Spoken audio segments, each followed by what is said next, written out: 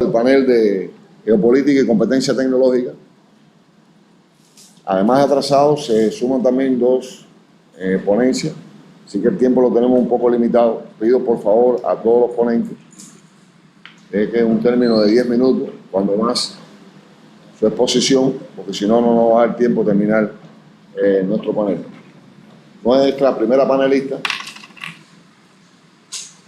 una académica de Vietnam, con el tema la competencia entre Estados Unidos y China en el campo de la inteligencia artificial, situación actual y tendencias emergentes. Por favor, menciona el nombre de ella porque hay varios comentarios. Leland An. Yeah. Thank you so much.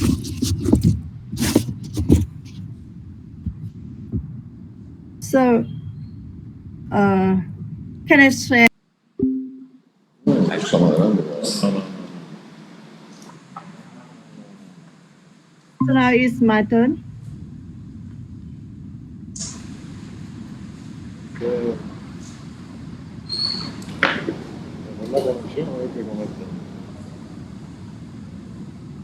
Bueno, eso puede ser la otra variante.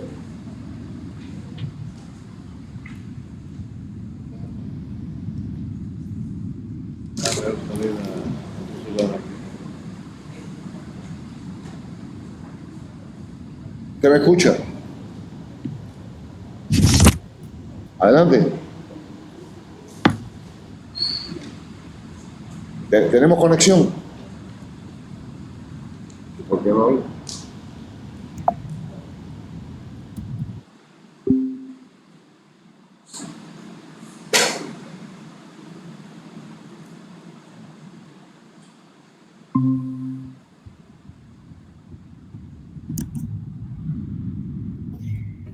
Okay, so Por favor, good doctor. evening. Okay. So, can I start or with some minutes?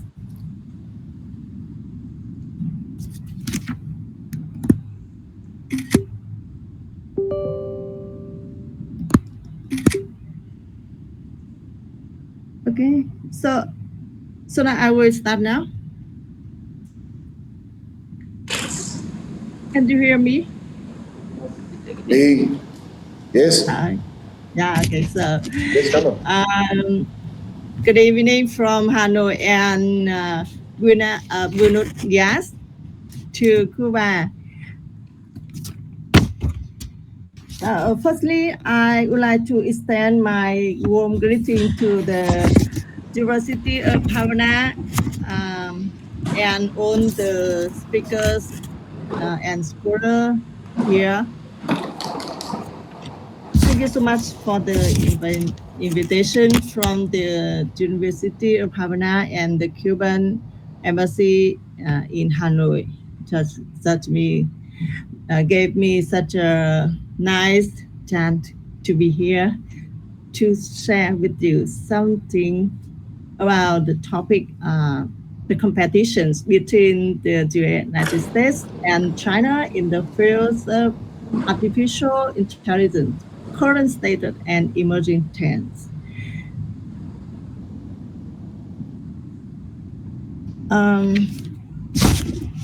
This topic, just I want to analyze the current status, strategies, and trends of the AI competitions between the US and China.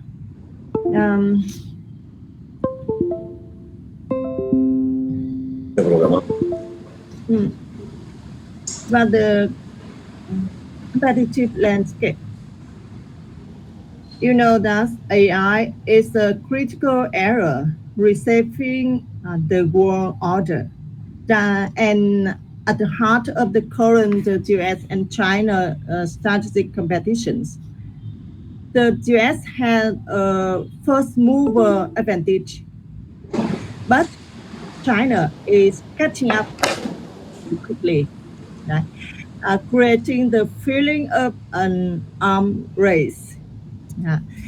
Firstly, I want to address America's strength in the AI capabilities.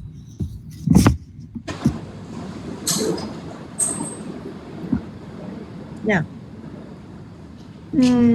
All of us know that America is the world leader in advanced AI technology, like Google, Microsoft, IBM, or Amazon.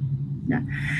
And for the first mover advantage, the US already established foundation very earlier. The first AI company in 1991, when we compare with China's is in 1996. The second is the talents and innovation. For the innovation and talent system, America is outstanding in innovation system, computer algorithms, um, and human resources. For the first is the platform technology. The US has been leading in R&D and manufacturing of high-end semiconductor chips components. That I mentioned that chip industries. The US leads significantly in manufacturing high-end electronic machine and AI-focused chips. About China, on the Chinese side, China has been catching up very rapidly in the AI industry with rapid growth. Output increased by 50% in 2017. Yeah. First, there is a big data advantage. Massive amount of data are the main driver of China's AI development potential. That you can read more in my paper that I already sent to you. The second is the patient. China surpassed the US in the number of AI-related patient applications in 2017. For the third is I would like to mention to the research quality. The research quality in China surpassed the US for the first time in 2020 in the citation rate of AI academics papers. That you can find some more information in my paper. And about the data point, the data point in China published, that China published a lot of AI academic studies since 2012 when we compare to the 150,000 in the US. Yeah.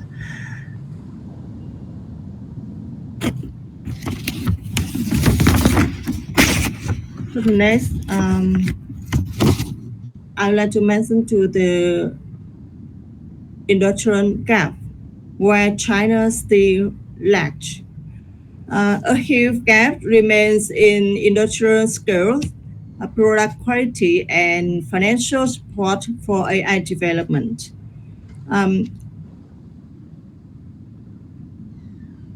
Firstly, I want to mention to the core weakness in computer power that China lacks significantly in the development and manufacture of processing chips. And about the chip investment disparity, the US bought 33 chief companies with 30 billion won yen total investment compared to the China's 13 companies with 1 and 3 billion. About the industrial distribution.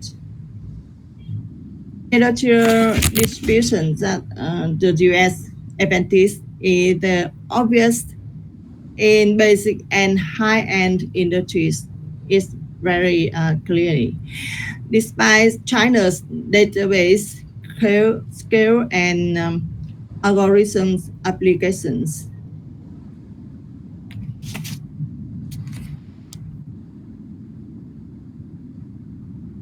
Maybe something I share is not really included in my paper yet. Maybe it's I want to add more information. About the US AI strategy, the AI strategy of the US are open and collaborative.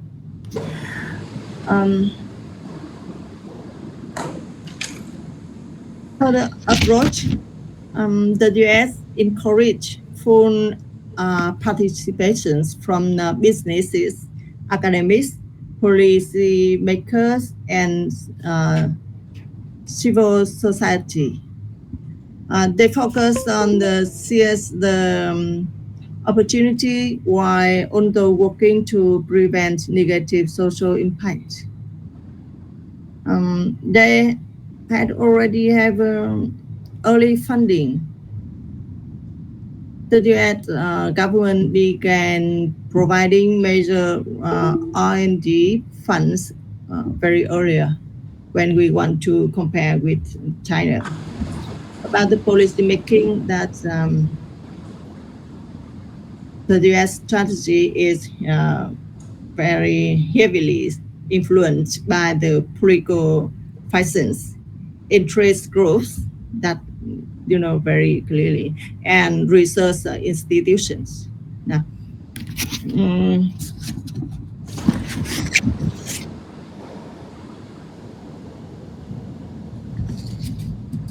so about the China AI strategy, that is they focus on the centralized and goal-oriented. About the approach, they place AI development in its long-standing tradition of centrally planned technology. And telling about the role of Chinese government, the Chinese government plays a critical role through national strategy, policy introductions, and major investment commitments.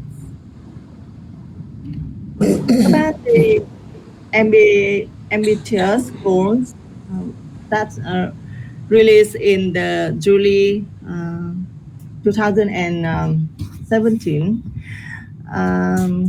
that the China will catch up with the AI technology, and up to the 2025 they will make a breakthrough. And for the missile, in 2030 they maybe we want to become the leader of the world in AI.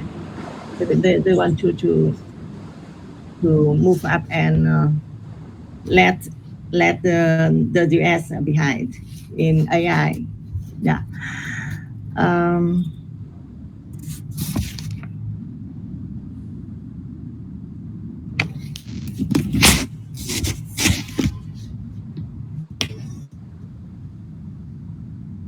There is something that I want to talk about, the Thailand war between the China and the US, that they have some aggression policies,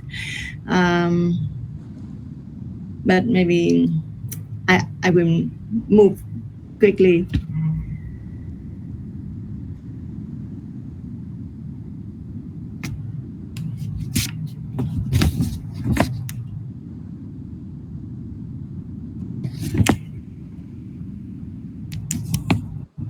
The,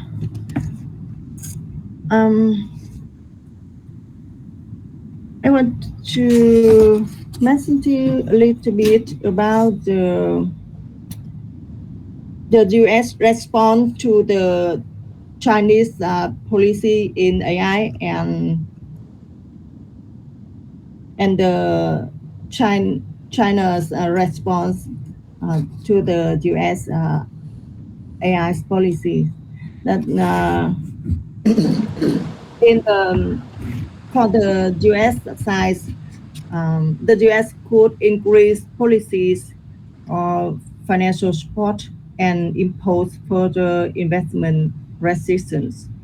And about the China's response is no choice but to accelerate R&D to catch up with the U.S. The reason for the fierce competition between the U.S. and China in this AI war are, firstly, AI is a zero-sum game. AI breakthroughs could dramatically alter the military and economic balance, increasing their importance to national security.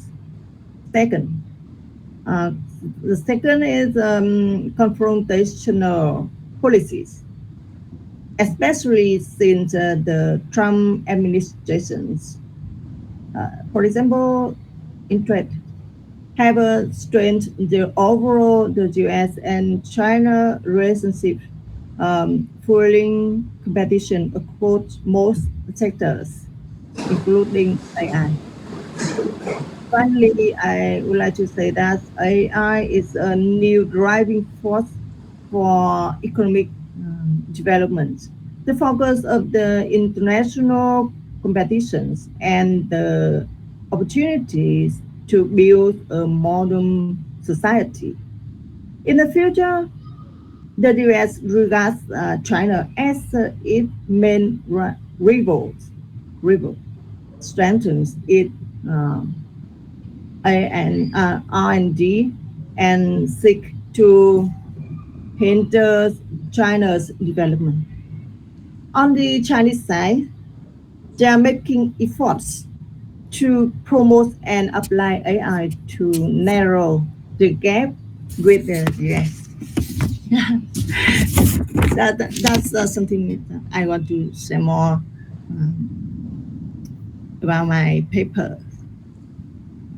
Thank you. Thank you very much, Dr.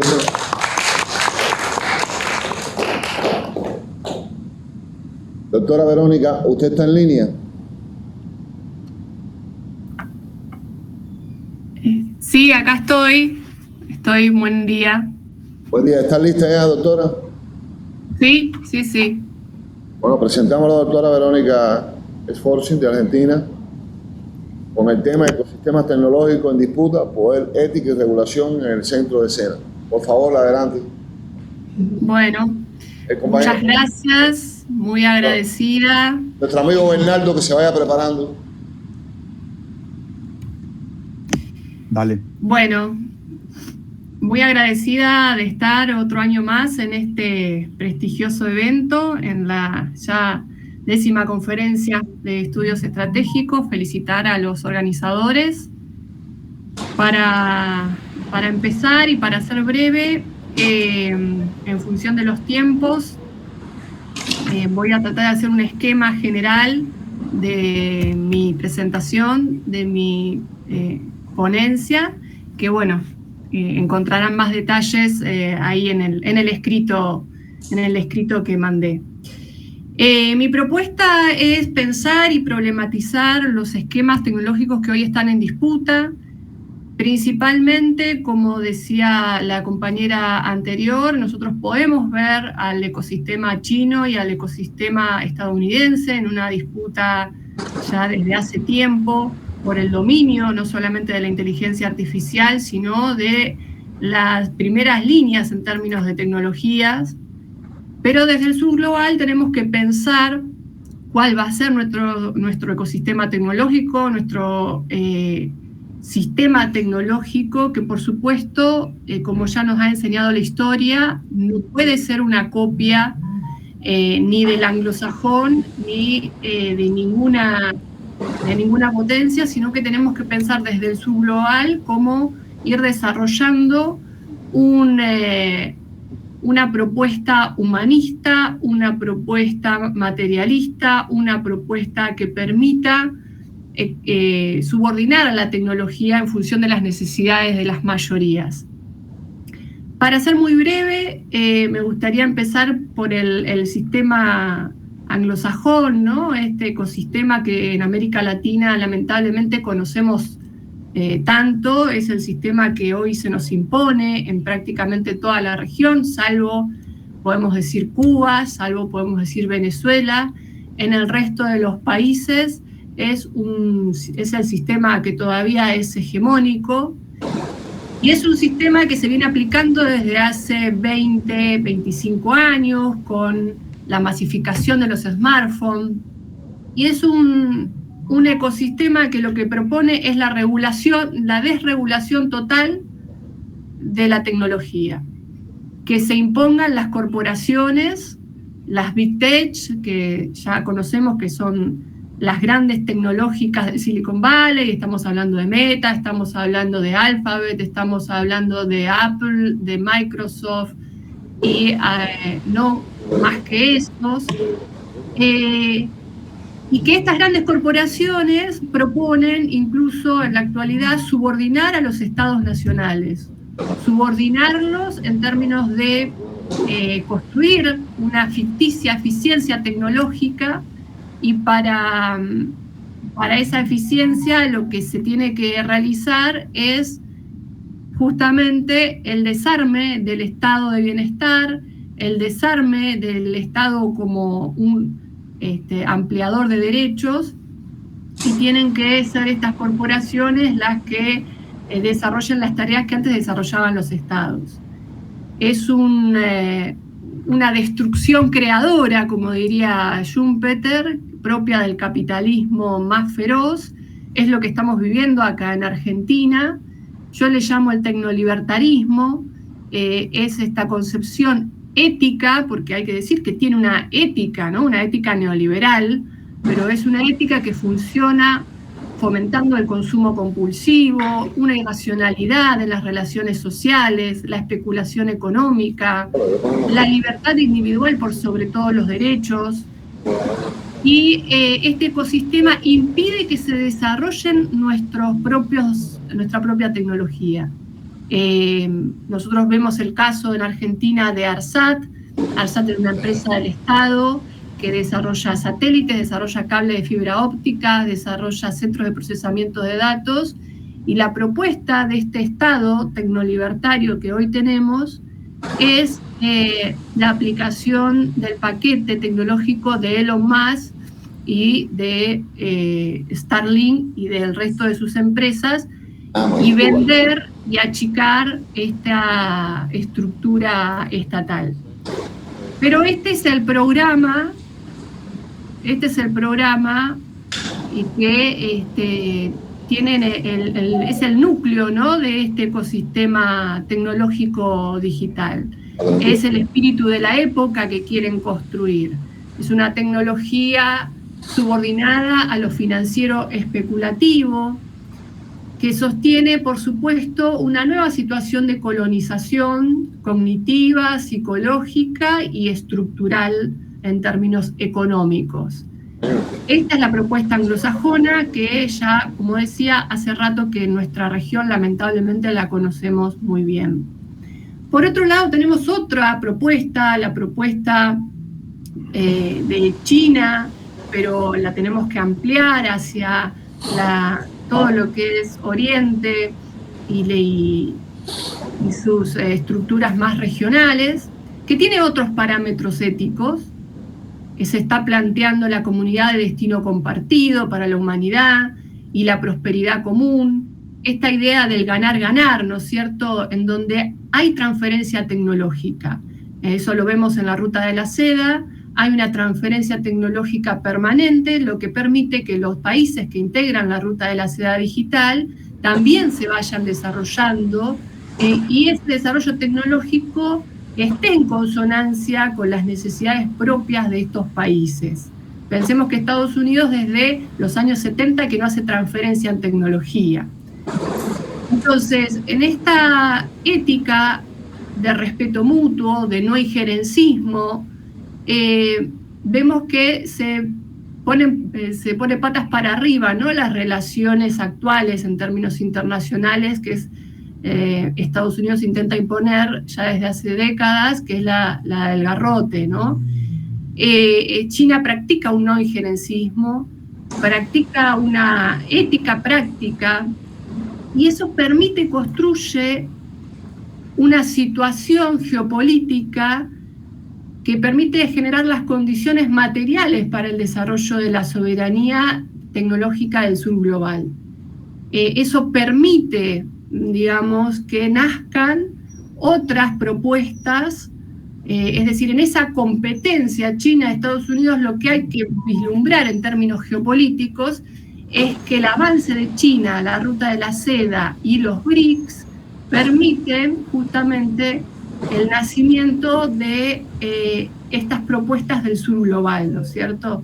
Por supuesto, hoy por hoy la locomotora de esta propuesta es China, pero desde nuestros propios lugares tenemos que pensar cuál va a ser nuestra propia ecosistema tecnológico.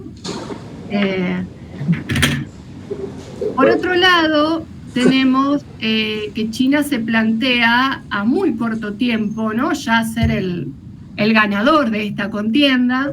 Ya me parece que no hay que plantearlos en términos de igual a igual, porque por un lado tenemos una potencia en decadencia que está teniendo muchos problemas y se ve en las patentes que están presentando, se está viendo en los cerebros científicos y en su decadencia de Silicon Valley, y cómo este Silicon Valley queda subordinado a la industria militar.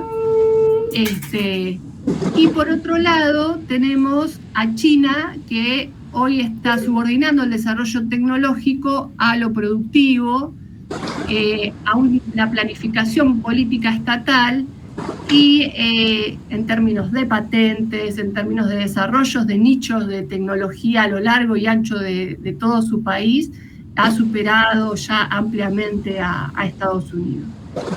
Entonces, para ser breve y para plantear algunas líneas más de análisis, después tenemos que pensar nuestro avance en términos BRICS, ¿no?, en términos de nuestro propio ecosistema tecnológico. Creo que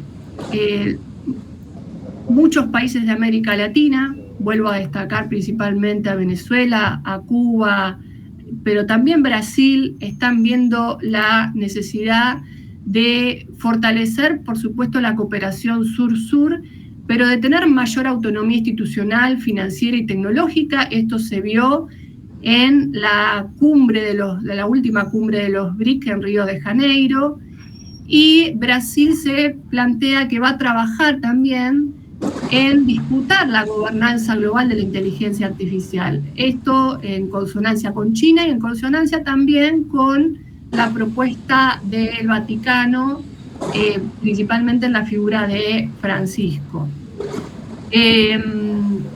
Vemos cómo la inteligencia artificial en los BRICS ya es un tema de agenda, es un tema central, y es un tema que se plantea en términos de cooperación, ¿no? Ya acá estamos también construyendo otra ética, ¿no? Esto de la ética humanística, una ética que pone en el centro la cooperación entre países del sur global. Este organismo sin duda impulsa unas condiciones de diversidad cultural, de reconocer y reivindicar las soberanías, la articulación y la integración entre los organismos, como puede ser la UNASUR y la CELAC. Y es muy importante también ver cómo la inteligencia artificial acá deja de tener una autonomía, como se plantea desde lo anglosajón, sino que pasa a estar subordinada a la conscientemente, ¿no? Y aparte deja de estar manejada por corporaciones para pasar a ser, digamos, intentar, ¿no? Ser manejada por los organismos regionales y los estados nacionales. Por eso se plantea una inteligencia artificial segura, transparente, emancipadora, que respete los derechos humanos, que proteja los datos personales y la trazabilidad, ¿no es cierto?, de esos datos. Sin duda esto va a implicar un enfrentamiento muy grande a la concepción anglosajona y principalmente que tengan un basamento benéfico, mutuamente benéfico para los estados que van desarrollando esta inteligencia artificial. Así que los BRICS están planteando una disrupción en términos geopolíticos y en términos de gobernanza de la inteligencia artificial. Y lo último que no me parece menor y que creo que también es una hoja de ruta para el sur global es el planteo que se venía haciendo fuertemente en el predecesor del actual Papa, que es la concepción del Vaticano que Francisco lo llamó algo ética, ¿no? Y puede ser una hoja de ruta también para el sur global, pensando justamente en que también este Estado, ¿no es cierto?, el Estado Vaticano, está proponiendo que no se puede utilizar la inteligencia artificial, por ejemplo, para acrecentar y lo dijeron así literalmente, ¿no?, acrecentar las matanzas que se están haciendo en las armas, usándolos como armas autónomas letales, y también la necesidad de plantear cuál va a ser el basamento, el paradigma que va a tener el desarrollo de esta tecnología. Ellos lo llaman algo ética porque hay que subordinar a los algoritmos a una ética, y entre todos, y en el sur global principalmente, tenemos que pensar y problematizar cuál va a ser esa ética. Si no, parece que la tecnología se desconecta, aparece como un medio ambiente autónomo de los derechos sociales, de los derechos humanos, de un conjunto de derechos que ya adquirimos como sociedades, y se habla desde la verdad, ¿no es cierto?, desde la verdad develada a partir de la instalación de lo tecnológico como un bien supremo que permite a las sociedades, como plantea también la ONU, ¿no?, la sociedad del conocimiento, plantea mayor bienestar, mayor democracia, y sabemos que eso no es lo que está ocurriendo, sino que esta inteligencia artificial lo que permite es la concentración en muy pocas manos de mayores grados de rentabilidad, y aparte una subordinación geopolítica cada vez más grande a las Big Tech, incluso por parte del Deep State de Estados Unidos. Entonces, el Laudato Si y en otras, por ejemplo, en el discurso que dio Francisco en el G7, se plantea qué se va a hacer, para qué y cómo de este desarrollo de la inteligencia artificial y de estas tecnologías. Y que el ser humano siempre tiene que ser el que decida qué, el para qué y cómo, y eso nos va a dar realmente grados de poder ir construyendo, ¿no?, de capacidades de construir nuestro propio ecosistema, nuestras propias tecnologías. Así que, bueno, a modo de conclusión, dejo planteados estos 4 grandes lineamientos, estos 4 grandes ecosistemas tecnológicos por parte del Vaticano. Más que un ecosistema, es una hoja de ruta, pero hay que pensar no solamente en una disputa entre China y Estados Unidos, sino pensar desde el sur global cuál es la ética y cómo vamos a ir desarrollando un ecosistema que no copie el Silicon Valley, porque ahí, como dice Simón Rodríguez, estaríamos errando más que inventando, y hoy Sur necesita inventar nuestro propio sistema tecnológico, digital, y bajo una ética propia, humana, materialista y soberana. Muchas gracias. Gracias a usted, doctora Verónica, por su interesante y valiente intervención. Muchas gracias. Muchas gracias. Por favor, nuestro querido Bernardo, con el tema la disputa chino-estadounidense y las implicaciones para América Latina. Reitero a los ponentes que nos quedan, el tiempo es oro y son 10 minutos cuando más para poder vencer bien la semana, el día. Perfecto. Muchas gracias. Bernardo, ¿Me oyen bien? Sí, le escucho. Bernardo, adelante. Vale. Muchísimas gracias por la participación en el Congreso. Mi primera participación, desafortunadamente, yo no pude estar presencialmente por cuenta de los compromisos profesionales, pero en las próximas oportunidades seguramente que intentaré hacer de todo para compartir las informaciones y las discusiones presencialmente con ustedes. Yo voy a ser muy rápido en mi exposición. Después pueden leer un poco más en la parte escrita. El artículo se encuentra dividido en prácticamente 3 partes y yo voy a seguir también esas 3 partes. Yo intenté hacer un breve panorama geopolítico de la disputa sistémica entre China y Estados Unidos. Obviamente que en 10 páginas es imposible hacer toda esa disputa que está ocurriendo en el siglo XXI, pero algunos apuntamientos son muy importantes para que nosotros podamos pensar y reflexionar sobre las implicaciones para América Latina. Entonces, el objetivo principal del artículo es evaluar los principales elementos de esta disputa a principios del siglo XXI, teniendo como una hipótesis que los enfoques geoestratégicos de estas 2 grandes potencias ofrecen oportunidades, ventanas de oportunidad para los países del sur global. De la cronología que nosotros podemos pensar, reflexionar para toda esa disputa comercial, tecnológica que nosotros hemos venido contemporáneamente, el año 2001 es muy importante. Tuvimos los atentados de las Torres Gemelas en Estados Unidos, toda la guerra al terror que fue realizada posteriormente en Estados Unidos en Eurasia. En China, tuvimos la entrada de este país en la Organización Mundial del Comercio. También tuvimos la creación de la Organización para la Cooperación de Shanghái.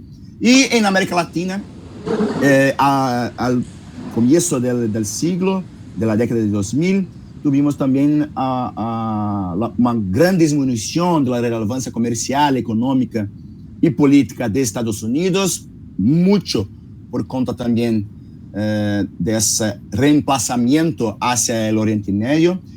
Y en China, el fortalecimiento cada vez mayor, que se puede converger con la cuestión de la ola rosa y del proceso de integración regional que nosotros tuvimos en mediados de la década de 2000. 2008 es un otro año paradigmático que nosotros tenemos que tener en consideración cuando hablamos de esta disputa sistémica. Tuvimos la gran crisis financiera en Estados Unidos, que tuvo consecuencias planetarias. Estados Unidos también intentó realizar firmas de acuerdo transpacífico, del acuerdo transatlántico. China, por otro lado, empezó a aumentar muy gradativamente las relaciones comerciales y financieras con América Latina. Tuvimos también, muy importante, nuestro primer policy paper, el primer China's Policy Paper for Latin America and the Caribbean, de 2008, en el cual China ofrece todos los condicionantes políticos, económicos, culturales, tecnológicos que se han acercado también de la región. 2016, otro año muy paradigmático en esta cronología. tenemos la primera elección de Donald Trump en Estados Unidos, que proporcionó una cierta inestabilidad constante en la política, tanto interna como externa de Estados Unidos. Empieza también la guerra comercial y tecnológica con China. 2016 también tenemos una intensificación aún más grande del papel de los BRICS y de la nueva ruta de la seda que empieza en 2013. En América Latina, luego de una década de avances de diversos aspectos políticos y económicos, se observa un conjunto de retrocesos desde el punto de vista geoestratégico, principalmente en Brasil, con el golpe militar de la expresidente Dilma y posteriormente el ascenso de Bolsonaro. 2020, otro año paradigmático, una nueva situación comienza a gestar en la década de 2020. Tenemos la pandemia del COVID-19, que empieza en 11 de marzo de 2020. La pandemia presenta ciertas características que se van a evidenciar tanto en el contexto latinoamericano como en el contexto internacional. Tuvimos un altísimo déficit nacional, debilidades socioeconómicas, crisis políticas, vulnerabilidad externa. Tuvimos procesos de desintegración regional y también en el ámbito global tuvimos lo que se puede decir de la diplomacia de las mascarillas, de la geopolítica de las vacinas, la contienda sinoamericana, la contienda entre Estados Unidos y China cada vez más exacerbada. En el comienzo también de la década de 2020, la guerra de la Ucrania.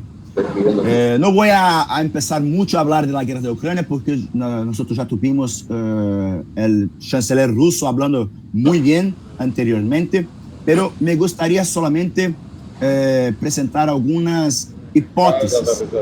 La guerra de la Ucrania puede ser el comienzo de la generación de un nuevo orden internacional, una vez que conlleva la posibilidad real de desconstrucción del mundo globalizado de libre comercio y su posible sustitución por un sistema fragmentado de confrontación entre las potencias, entre las grandes potencias, que es el escenario que nosotros tenemos ahora en la contemporaneidad. Entonces, en términos generales, nosotros tenemos actualmente un contexto de bipolaridad asimétrica, de una coexistencia cooperativa, y también de una coexistencia competitiva bimultipolar entre Estados Unidos y China. Ese es el panorama. Y cómo que América Latina se va a enterar, cómo que América Latina se va a inserir en este contexto. Muy rápidamente, es importante que nosotros hablemos también de la geoestrategia de Estados Unidos y de la geoestrategia de China para la región. Resumidamente, Estados Unidos ya no tiene la capacidad para mantener guerras sin restricciones lejos de su entorno estratégico. Hasta por eso tenemos acá en la región, en Venezuela, un conflicto directo e inmediato de la gran potencia que no puede más tener gran bases, ya no tiene más el poder militar que aún tenía antiguamente. Retomando inicialmente, por tanto, el control regional. Entonces, para América Latina es muy importante ese redireccionamiento de Estados Unidos para toda la región, sea en la área militar y sea también en el área económica, como nosotros hemos visualizado actualmente con las tarifas que Donald Trump viene realizando inclusive en Brasil de modo muy enfático. En el lado de China tenemos los BRICS, como Verónica ha dicho anteriormente, tanto los BRICS como la nueva ruta de la seda, que nos presenta algunas oportunidades para un espacio territorial que puede se convertir en un espacio más seguro y preferencial para la internacionalización china. Entonces, todos esos acuerdos multilaterales a escala hemisférica, tanto de Estados Unidos y de China, tienen consecuencias muy grandes para nuestra región. Y ahora, para encerrar mi exposición, algunas proposiciones, algunas reflexiones que yo he realizado en el trabajo escrito y que también yo tengo realizado en mis investigaciones en el ámbito universitario y académico. Desde una perspectiva geopolítica, se puede concluir que en relaciones triangulares, como nosotros hemos visto en América Latina, China y Estados Unidos, tanto la competencia como la cooperación crean ventanas de oportunidad para los países latinoamericanos, principalmente al establecer beneficios con el otro vértice de potencia, en el caso actual, China. Para América Latina, un mayor intercambio con Pekín, con Beijing, sería capaz de incrementar el poder de negociación también con Washington, con Estados Unidos, modificando la estructura histórica de jefe a socio, a partir de la percepción de que China podría convertirse en una alternativa a la interdependencia simétrica que nosotros tenemos históricamente con Estados Unidos. De las conclusiones anteriores, se desprende que tal hecho de la mayor presencia china en la región tiende a despertar aprehensiones por parte de Estados Unidos. Entonces Estados Unidos va a empezar a hacer un movimiento aún mayor, aún más grande en la región. Más intensidad tiene a ganar mucho más fuerza en el siglo, esta década de 2020. Para una visión geoestratégica de la autonomía latinoamericana, la región podría aprovechar la competencia regional y global chino-americana, capitalizando y fortaleciendo los lazos pragmáticos con ambas partes, apuntando a su desarrollo socioeconómico como objetivo geoestratégico. Como Verónica ha dicho anteriormente, el país que nos ha demostrado más competencia para que nosotros podamos arreglar nuestro desarrollo socioeconómico en la actualidad es China. Es el país que nos presenta de las dos grandes superpotencias más oportunidades. Y para América Latina, y así finalizo, la neoconstrucción de sus centros estratégicos de poder es imperativo para revertir las consecuencias de la alineación automática con el proyecto neoliberal impuesto por el consenso de Washington.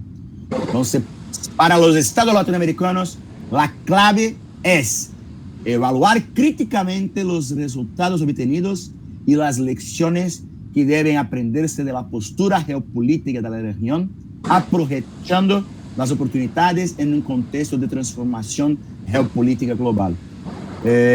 Eran esos básicamente los apuntamientos mayores que a mí me gustaría presentar para ustedes en esta exposición. Muchas gracias por la oportunidad de debatir un poco con ustedes mi agenda de pesquisa y estoy acá también a la disposición para posibles comentarios futuros. Muchas gracias. Muchas gracias, estimado Bernardo. Hoy tuve la posibilidad de presentar lo que ayer no fue posible y son cosas interesantes que ha planteado desde el punto de vista geoestratégico de ambas potencias y su influencia en nuestros países latinoamericanos. Gracias de nuevo. Muchas gracias. Por favor, se encuentran Emily y Claudia. ¿Están aquí? Yo voy a poner por la... ¿Cuál de las dos eres tú? Claudia. Claudia. Entonces vas a exponer por los dos. Bien. Entonces, por favor, sí, por favor, tenemos 10 minutitos. Bien, buenos días a todos. Muchas gracias por estar aquí. Yo y mi compañera Emily, las dos somos graduadas del IRRI y las dos trabajamos en el MINRED, en la dirección de multilaterales y derecho internacional. Y hoy les traemos una ponencia titulada La inteligencia artificial en el ámbito militar, una aproximación al debate contemporáneo.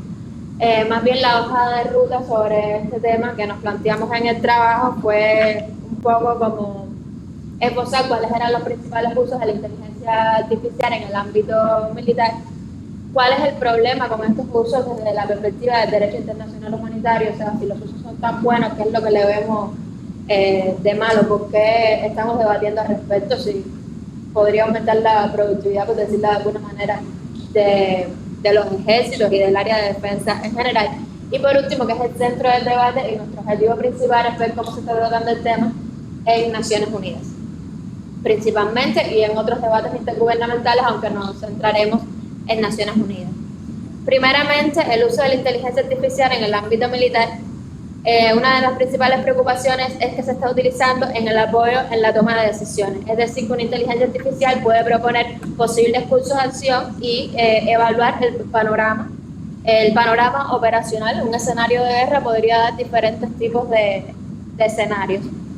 También tiene una gran capacidad de análisis de datos e inteligencia que los humanos no tenemos actualmente. Y esta capacidad de datos puede identificar patrones y amenazas potenciales.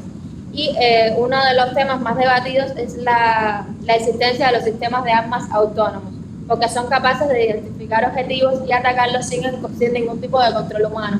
Y ahí es donde entra en contradicción con el DIH. Si no podemos establecer, si no hay un control humano, no podemos establecer la responsabilidad que caería sobre ese sujeto del derecho internacional. Ese es el gran debate que hay ahora mismo. Bueno, hablaré de eso más tarde, pero en el grupo de aspectos gubernamentales de los que tiene que ver con la Convención de Armas Convencionales que se debate en Ginebra.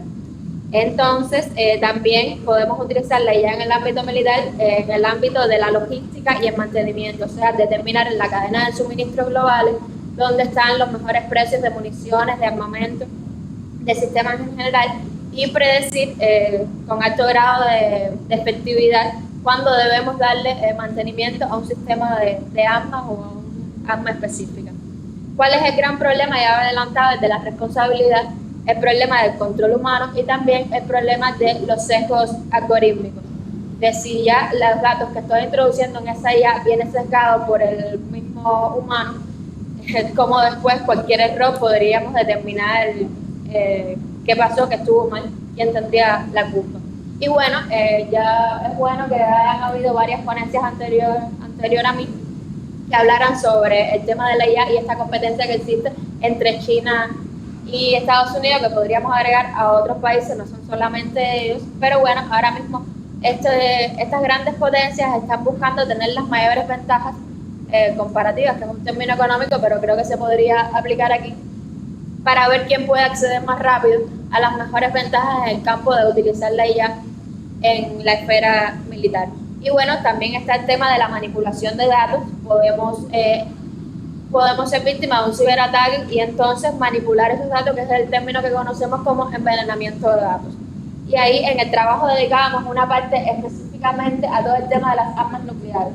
O sea, toda la automatización de las armas nucleares implica un gran riesgo, porque si pasa alguno de los errores que comentábamos anteriormente, como una manipulación de datos o un sesgo algorítmico, cualquier tipo de malentendido podría, muy poco probable, pero sí hay un pequeño espacio para la detonación de un arma nuclear. No tiene que ser, puede ser solo un ensayo nuclear, que también existen. Los ensayos nucleares pueden ser marítimos, en la atmósfera o bajo el suelo, entonces sí podría ocurrir.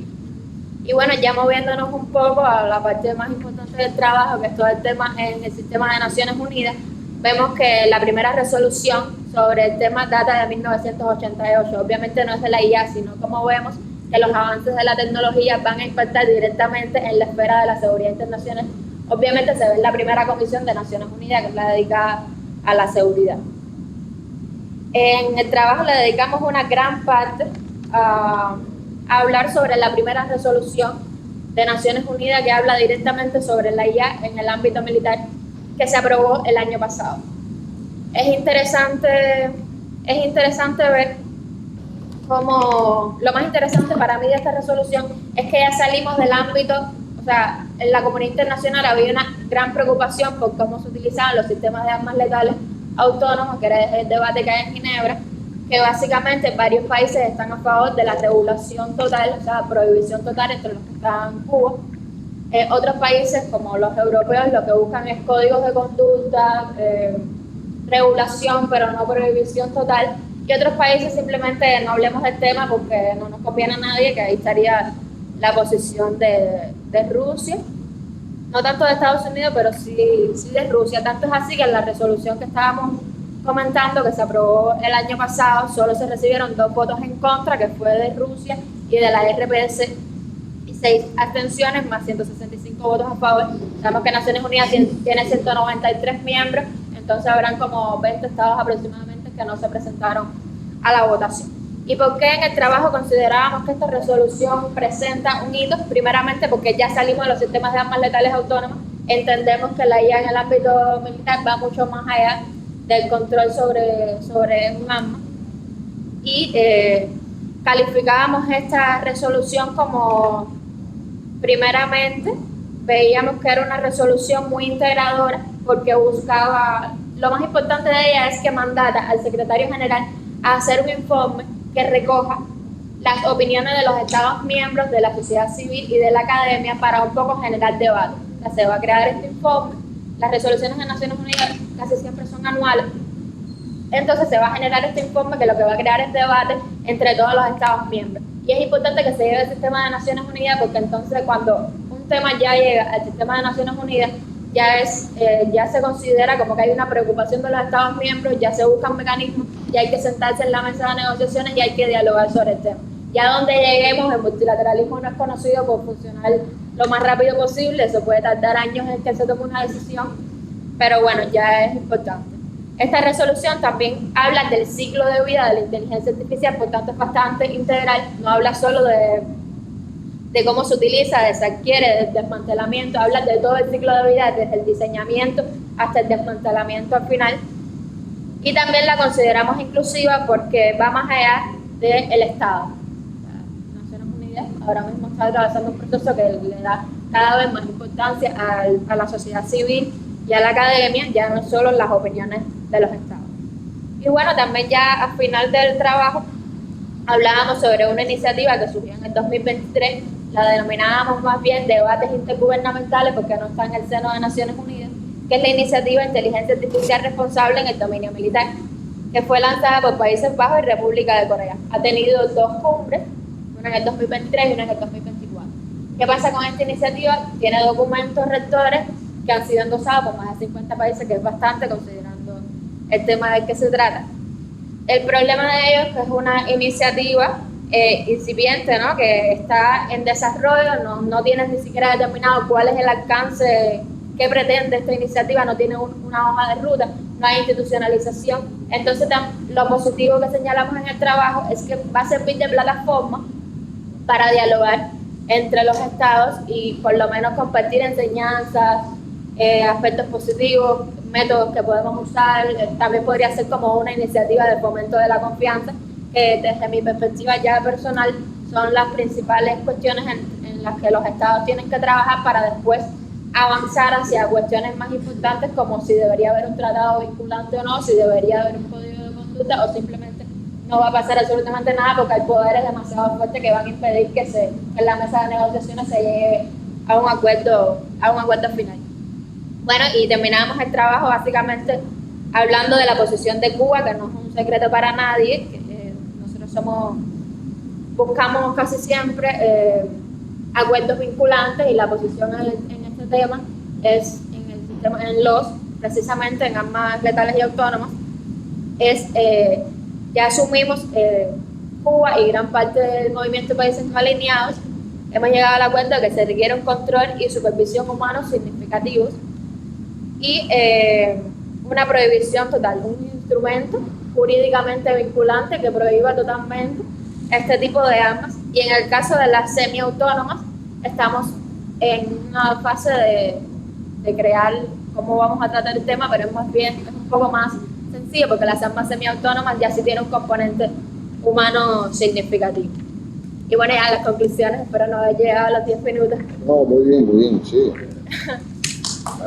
Las conclusiones. No, no está concluido todavía, no está concluido. Faltan las conclusiones, Claudia. Está muy interesante eso.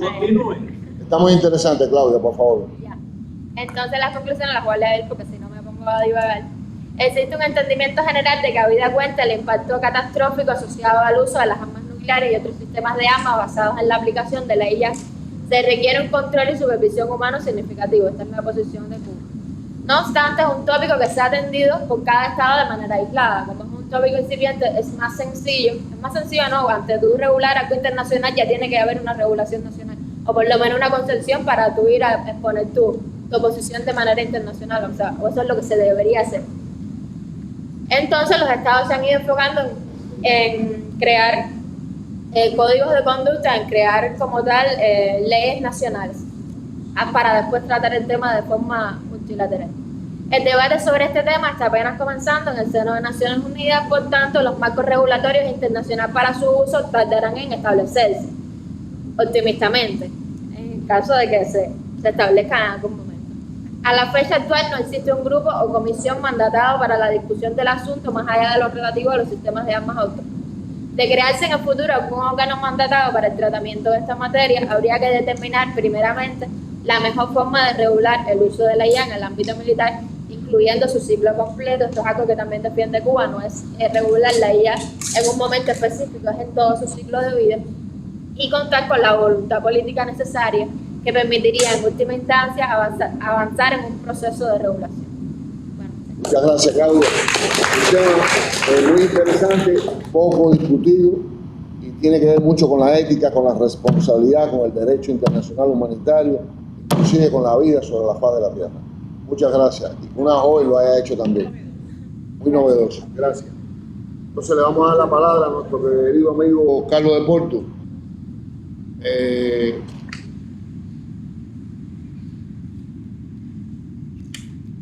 Maido. Estamos comunicados hoy con Maido. Sí, ¿cómo están? Muy buenos días. Maido, todavía. Saludarlos a todos. Después de la próxima, usted va a cerrar el panel. Perfecto, perfecto. Yo quedo aquí atento. Sí. Bueno, buenos días. En lo que la presentación aparece, yo quiero ir. La ponencia que ustedes van a tener tiene tres puntos. Vamos primero una conceptualización que no lo voy a hacer ahí, está en el trabajo. Un segundo punto que sería un poco las aplicaciones de esto que vamos a hablar, y un tercero, la proyección internacional que está teniendo. Vamos a ir al futuro ahora. Todos estos días hemos estado hablando de estas cosas, yo quiero ir un poco al futuro, porque me parece que tanto la academia, en este caso el CIPI, como la Cancillería, ya en mi criterio personal tenemos que estar un poco adelantándonos lo que va a venir. Ahora mismo Claudio hablaba del IA, es lo que estamos viviendo, pero el próximo escalón vamos a estar hablando de computación cuántica. Y nos debe sorprendernos porque ese va a ser el próximo campo de batalla, que es un poco lo que quiero ilustrar. Siguiente lámina, por favor. Es decir, grosso modo, ahí tenemos la famosa discusión que tuvo Einstein con Niels Bohr cuando dijo que Dios nos juega los astros.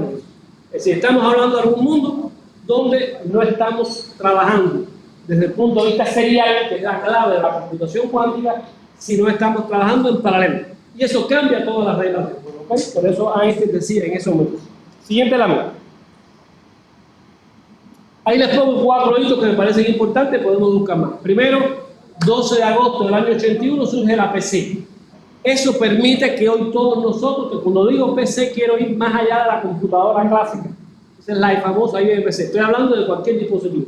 Esto se ha democratizado, que todos nosotros tenemos uno o varios dispositivos. ¿Okay? El segundo elemento, estamos hablando de 6 de agosto del 91, cuando Tim Berners-Lee, el investigador británico, establece lo que conocemos como las 3W. Un elemento importante es que Tim Berners-Lee no patentó ese invento. Si Berners-Lee hubiera patentado esto, Internet no fuera lo que era. Un tercer elemento muy importante, ahí tenemos la foto de Steve Jobs cuando presentaba el día 26 de junio del 2007 el primer iPhone, que también cambió las reglas del juego. Todavía decimos teléfono, cuando lo menos que hacemos con estos dispositivos es hablar. Y por último, de lo que traigo, es el 30 de noviembre del 2023 cuando aparece ChatGPT. Incluso hoy pensamos en inteligencia artificial y pensamos en la inteligencia artificial generativa, cuando esto están dando en el año 41, poner un poco para los gurús. Y esto lo ha popularizado que todos hoy en día tenemos aquí Copilot o Perplexity y lo usamos cotidianamente. Tracé una raya amarilla con toda intención porque el siguiente paso es la computación cuántica. Cuando tengan la presentación amplíen, verán que eso que está ahí es una computadora cuántica que no tiene nada que ver con la computadora que estamos conociendo, porque la primera limitación que tiene es que tiene que trabajar prácticamente a nivel de cero absoluto, menos 270 grados Celsius, por lo tanto, no es la computación que conocemos, pero va a permitir muchas cosas. La siguiente lámina, por favor. Bueno, aquí tienen a la derecha, no voy a entrar en el componente tecnológico, pero bueno, el famoso gato Schrödinger, uno de los padres de la mecánica cuántica, cuando nos habla de qué cosa es la mecánica cuántica y demás. Lo primero que quiero mencionar es que es una forma diferente para enfrentar los problemas. Si yo tomo una moneda ahora y la lanzo al aire, y bueno, todos lo hemos hecho, decimos cara o cruz, pero yo tengo que esperar que la moneda caiga para determinar un estado. En el caso de la mecánica cuántica estamos en otra regla de juego, porque cuando la moneda esté en el aire, es cara y cruz a la vez. Y nosotros en el mundo macroscópico, en el mundo grande de la física newtoniana, estamos acostumbrados a trabajar de una manera. La mecánica cuántica trabaja con otra porque no trabaja con elementos estáticos. Trabaja con probabilidades y eso lo cambia todo. Por lo tanto, cuando yo estoy trabajando en el mundo cuántico, la moneda es cara y cruz a la vez. Y va a tomar un estado en el momento que yo la observo. Mientras yo lo estoy observando, tengo las dos cosas. De ahí un poco el principio de incertidumbre de Heisenberg, de que yo de una micropartícula puedo saber o la velocidad o la posición. No puedo saber dos cosas a la vez.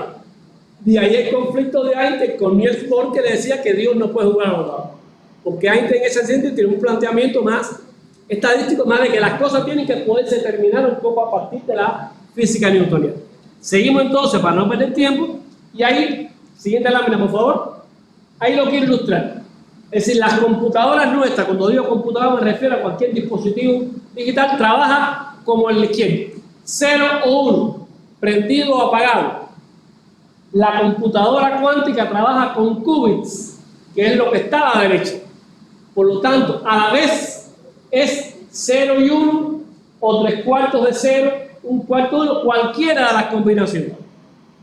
Y eso tiene una implicación tremenda para lo que vamos a ver después. Siguiente lámina, por favor. Bueno, ahí lo quise ilustrar para que entendamos que lo que nosotros conocemos hoy en día, lo que está a la izquierda, trabajamos con grandes cosas, ya la mecánica cuántica está trabajando con lo que está a la derecha a nivel de micropartículas, ni siquiera el átomo, ni siquiera el protón o el neutrón. Estamos yendo a los componentes del protón y el neutrón, que son los quarks. Y abajo estoy poniendo, grosso modo, los tres elementos fundamentales.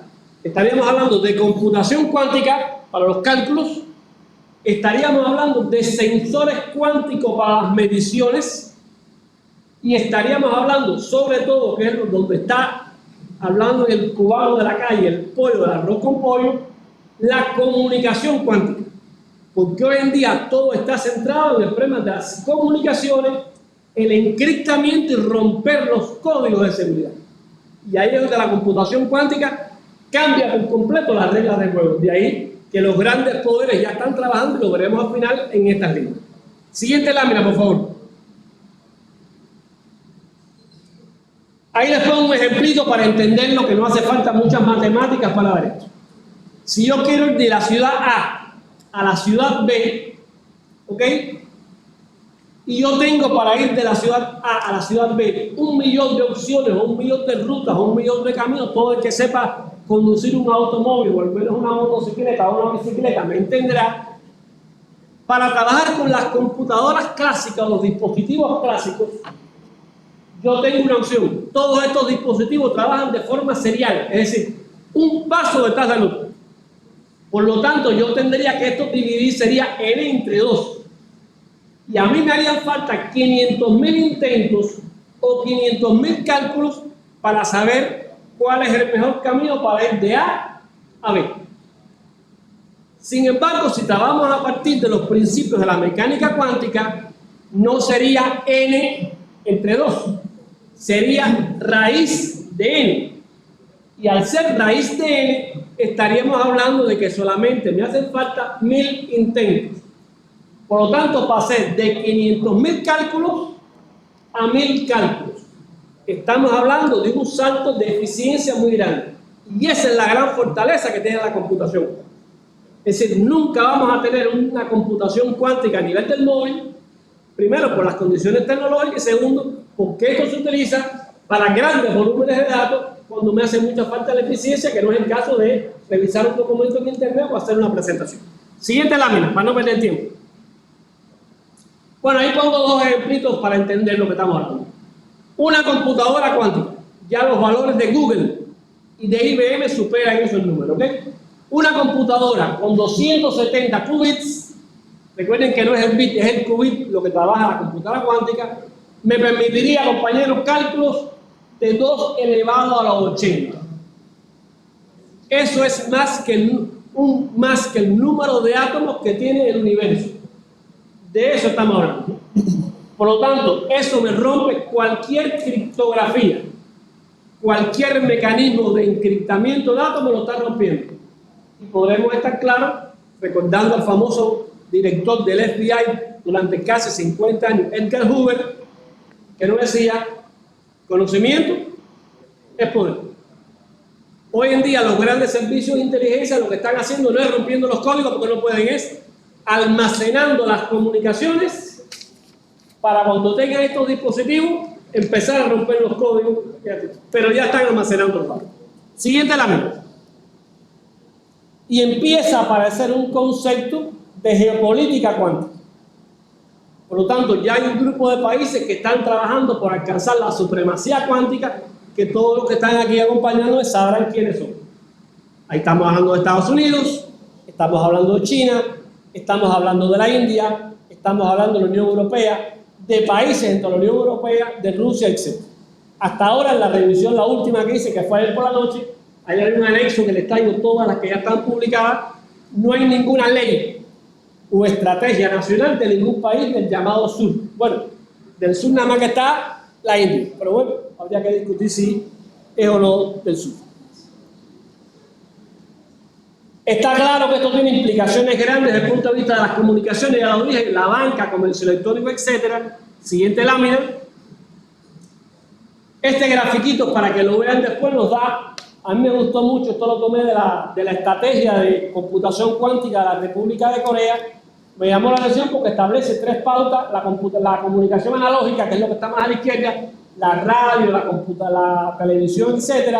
En el centro nos pone un poco la computación que conocemos hoy en día, y a la derecha ya nos está hablando de la cuántica.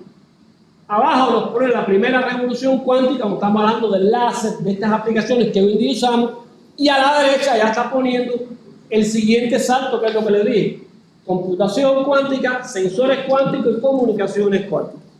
Siguiente lámina. Fíjense ese grafiquito, que es interesante. Ahí está en colores de arriba lo que implica en inversión, computación cuántica, sensores cuánticos y comunicación cuántica. Si se fijan, el valor del medio, que es el que es un azulito claro, estamos hablando de las comunicaciones cuánticas, que es donde va a estar la mayor cantidad de dinero pensando año 2031. Y debajo, la proyección en años. Estamos hablando de 4 o 6 años para las comunicaciones cuánticas para alcanzar valores concretos, de 7 a 9 para los sensores, y la computación bastante de 10 a 14 años. Por lo tanto, estamos hablando ya del año 2035. Podríamos pensar que eso está muy lejos, pero estamos a 10 años vista, y en esta tecnología, para llegar ahí, hay que empezar hoy. Y hay que empezar desde hoy a estudiar y a ver cuáles son los movimientos que se dan en esto. La siguiente lámina, por favor. Esta lámina termina en el 2023. Y ahí están los principales países y cuándo empezaron en esta carrera. Los Estados Unidos de Norteamérica empezó, como ustedes lo verán, en el 2008.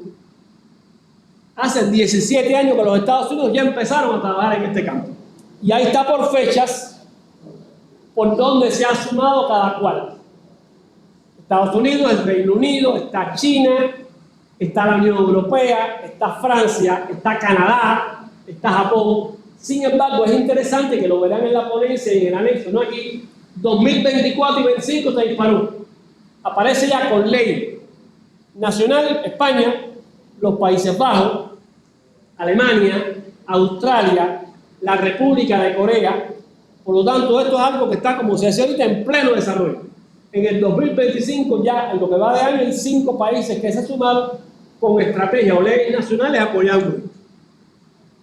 Y por último, para terminar, que lo pueden ver después, algunas aplicaciones de esto que estamos hablando. Porque ya estamos en lo que es, vemos la trascendencia, pero es que esto no se queda en el papel. Ya hay aplicaciones concretas, me quitamos los lentes para poderlo ver mejor.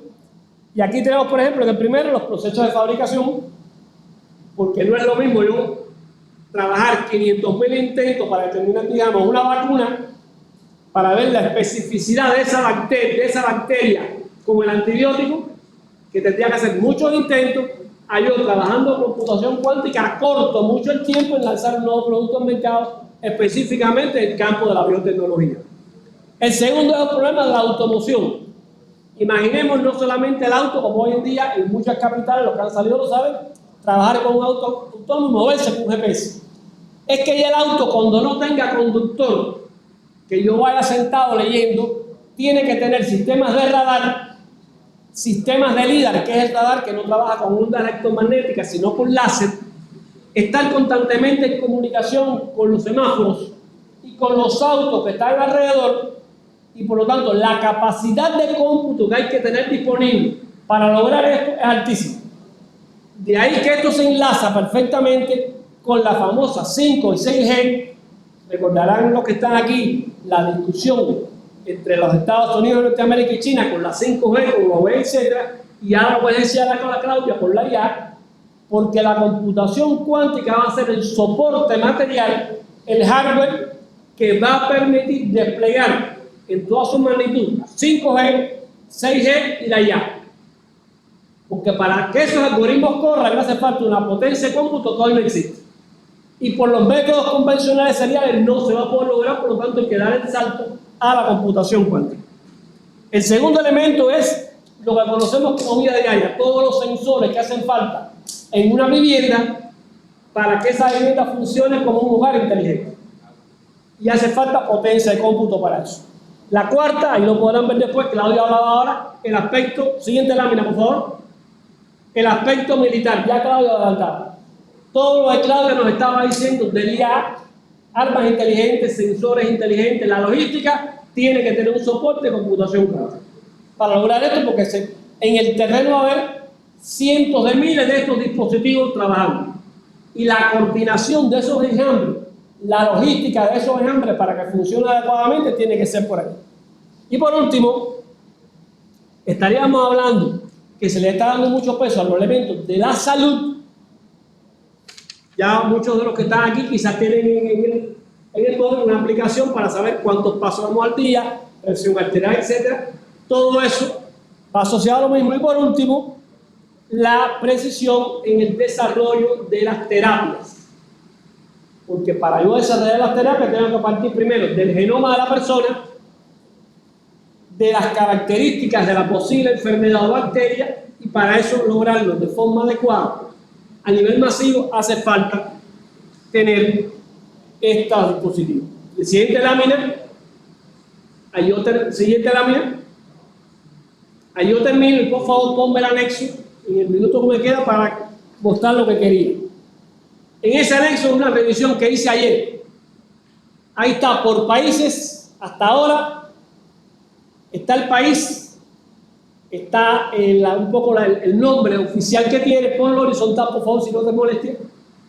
Una pequeña descripción y la URL de las estrategias o leyes aprobadas por cada país. Por ejemplo, el caso de los Estados Unidos, interesante, tiene 3. La primera en el 2008, la segunda en el 2024 y la tercera en el 2025. Eso nos está dando ya la prioridad que los Estados Unidos le están dando a la computación cuántica. Y seguimos, bueno, ahí está, lo pueden ver. Después está Canadá, en el caso de Europa está la Unión Europea, está Alemania, está Francia, está el Reino Unido, está España.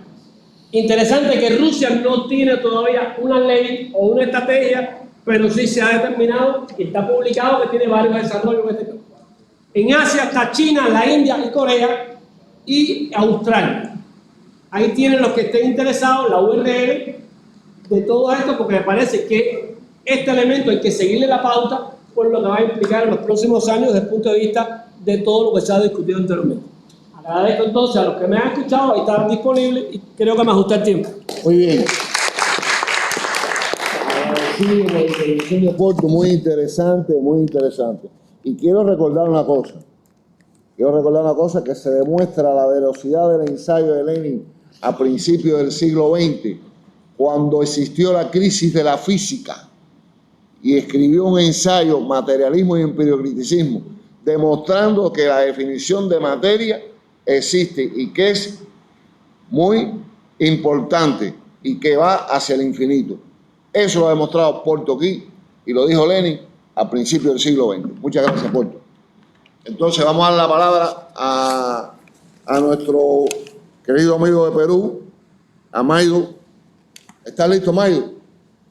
Sí, ¿cómo están? Muy buenos días. Primero agradecer la invitación y el permiso para poder brindar estas palabras.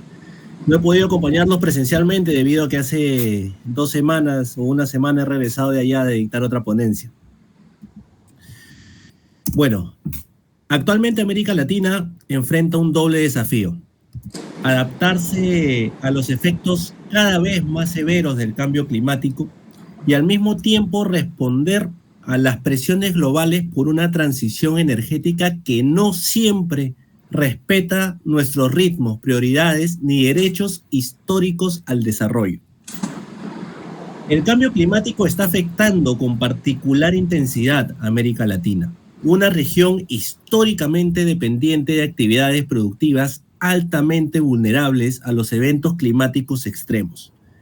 Las pérdidas económicas acumuladas por desastres naturales entre el 2000 y 2022 ascienden a más de 327.000 millones de dólares, afectando tanto el capital físico como la productividad regional. Estos daños se traducen en menor crecimiento del PBI, caída de la inversión, aumento del riesgo país, pérdida de empleos y una presión creciente sobre las finanzas públicas de estados que ya enfrentan restricciones presupuestarias. Más de 190 millones de personas han sido directamente afectadas por desastres naturales en América Latina y el Caribe en lo que va del siglo. La crisis climática ha comenzado a ralentizar el crecimiento económico al poner en jaque a sectores estratégicos. El caso de los glaciares andinos, cuya desaparición compromete la seguridad hídrica y la generación hidroeléctrica, es solo un ejemplo de cómo el deterioro ambiental está erosionando los cimientos productivos de la región. En América Latina, la pobreza rural representa una de las expresiones más persistentes de la desigualdad estructural. Las zonas rurales siguen albergando una parte significativa de la población más pobre, excluida y vulnerable de la región. No se trata solo de una distinción geográfica entre campo y ciudad. La ruralidad implica una estructura productiva dependiente de los ecosistemas, un acceso limitado a servicios básicos y una historia de abandono institucional. A ello se suma la existencia de territorios amazónicos, selváticos o de bosques tropicales donde comunidades rurales e indígenas enfrentan condiciones aún más precarias y una mayor exposición al deterioro ambiental. En este contexto, el cambio climático no solo profundiza las condiciones de pobreza existentes, sino que debilita las posibilidades de desarrollo económico en los territorios rurales. Sequías, heladas, lluvias extremas e impredecibles han reducido la productividad agrícola y deteriorado los ecosistemas de los que dependen millones de personas. La agricultura continúa siendo el principal generador de empleo en las zonas rurales, concentrando en promedio más de la mitad del empleo rural en América Latina y el Caribe, lo que significa que cualquier alteración climática severa impacta directamente en los ingresos, el empleo y la seguridad alimentaria. A esto se suma la alta vulnerabilidad estructural frente a fenómenos recurrentes como el Niño y la Niña, que cada año golpean directamente a las zonas rurales y costeras. La falta de políticas públicas sólidas, mecanismos de prevención y capacidad de respuestas, combinada con desidia, corrupción o gestión ineficiente, multiplica los impactos de estos eventos, ocasionando pérdidas masivas en la producción agrícola, infraestructura y medios de vida. Frente a esta realidad, es urgente reconocer que la adaptación al cambio climático debe priorizar el fortalecimiento de los medios de vida rurales, la recuperación de saberes agroecológicos y la protección de los ecosistemas. El enfoque no puede limitarse a soluciones urbanas o tecnocráticas, sino que debe valorar las economías rurales, no como sectores marginales, sino como pilares estratégicos para una transición justa desde el sur, capaces de aportar soluciones sostenibles, descentralizadas y culturalmente arraigadas. No solo ello, el cambio climático ha comenzado a configurar los flujos migratorios en nuestra América, generando un fenómeno cada vez más reconocido: el desplazamiento forzado por causas climáticas. A diferencia de otras migraciones, no responde a una decisión voluntaria, sino a la urgencia de escapar de contextos degradados por sequías, inundaciones, incendios forestales o pérdidas de medios de vida. Solo en el 2023, cerca de 1,2 millones de personas fueron desplazadas por desastres asociados al clima, evidenciando la magnitud del problema y la fragilidad institucional para prevenirlo o atenderlo. Estos desplazamientos suelen originarse en áreas rurales y trasladarse a ciudades ya marcadas por desempleo, hacinamiento e informalidad. Desde un punto de vista económico, incrementa repentinamente la oferta de trabajo urbano. Con una demanda que se mantenga constante, la curva de oferta se desplaza a la derecha, reduciendo los salarios. Un trabajador que antes obtenía 50 unidades monetarias, ahora debe aceptar 40 o menos. Este fenómeno afecta tanto a migrantes como trabajadores locales, generando mercados laborales más inestables y fragmentados. La migración climática rara vez es reconocida en marcos jurídicos nacionales o internacionales, dejándolas afectados sin protección ni garantías. A ello se suma un componente generacional decisivo. En nuestra América alcanzó en el 2017 su pico demográfico juvenil, con aproximadamente 161 millones de personas entre 15 y 29 años, cifra que ya comenzó a descender. En lugar de aprovechar este potencial como motor de desarrollo, gran parte de la juventud es expulsada hacia empleos precarios y territorios degradados. La migración forzada de jóvenes refleja no solo la crisis ambiental, sino también la incapacidad estructural de nuestros estados para canalizar esa energía social hacia proyectos de transformación con justicia y equidad. La narrativa global sobre la transición energética se ha promovido como un camino inevitable hacia un mundo más limpio, sostenible y resiliente.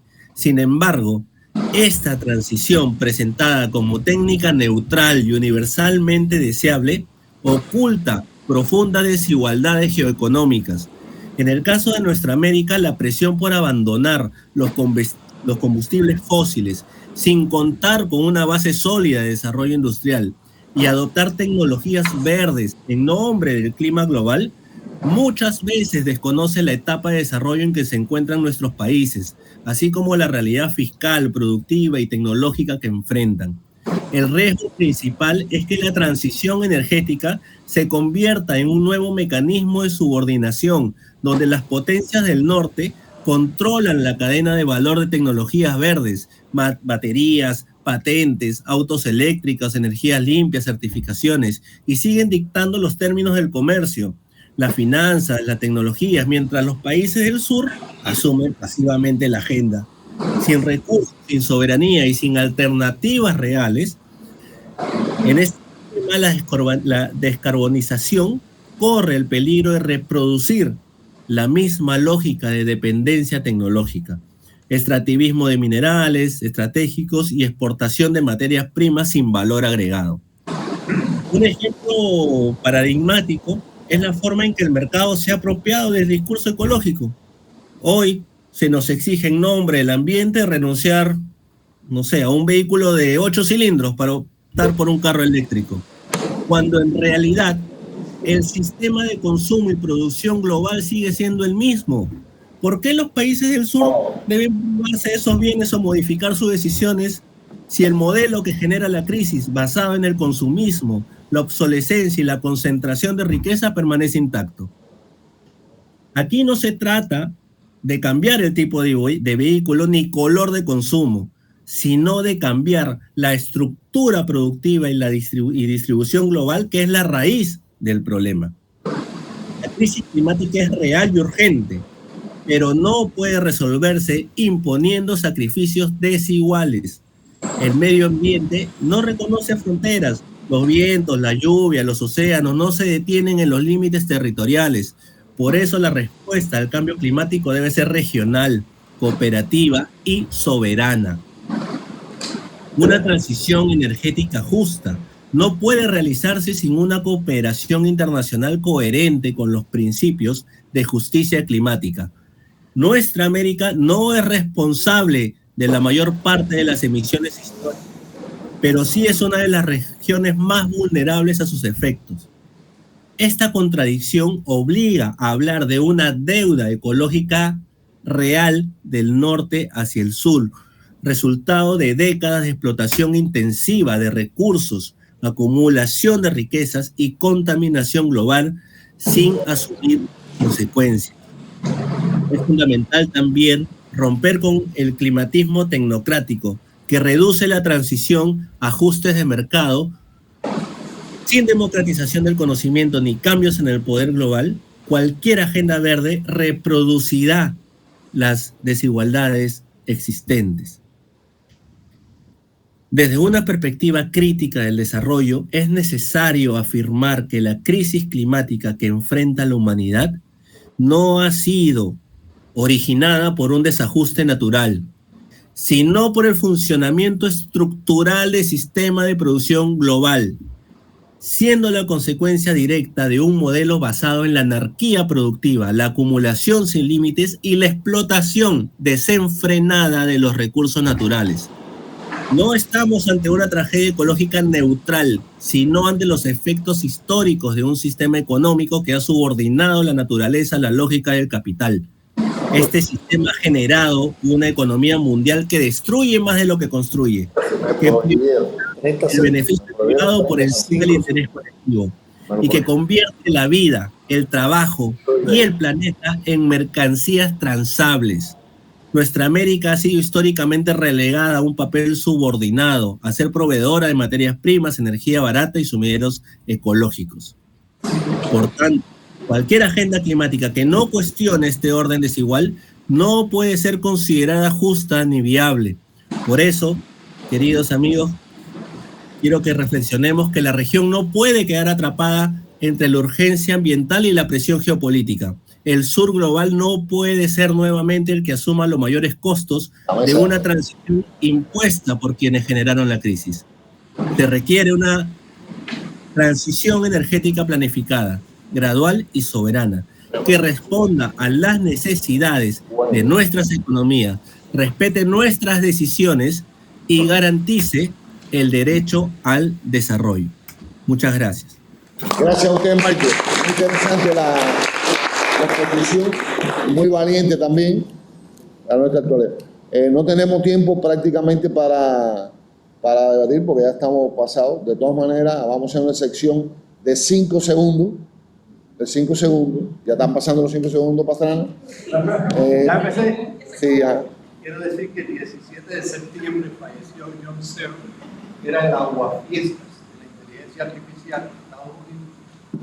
Fue la persona que levantó la bandera del tema de la inteligencia artificial general, que puede ser el mayor peligro para la humanidad. Porque si no hemos logrado controlar las armas de destrucción masiva hasta este momento, ya se sabe que lo que se puede hacer desde el punto de vista científico se hace. Ya hay personas que están clonadas viviendo. Y por lo tanto, la posibilidad de que se cree una inteligencia artificial que pueda ser independiente de la voluntad humana no está. Muchas gracias. Esto transversaliza todas las ponencias. Muchas gracias por la aclaración. Y por favor, me disculpan, de verdad que no pueda dar la palabra, que sea así. Pero no, es que no podemos, lo están exigiendo también. Los compañeros, los que terminaron su exposición en la parte de afuera donde se hizo la acreditación, ahí están entregando los certificados. Pueden pasar por ahí los certificados de la participación aquí. Gracias a todos por su exposición y gracias por la participación. Muchas gracias. Hasta luego. Muchísimas gracias. Hasta pronto. Muchas gracias. Mira, me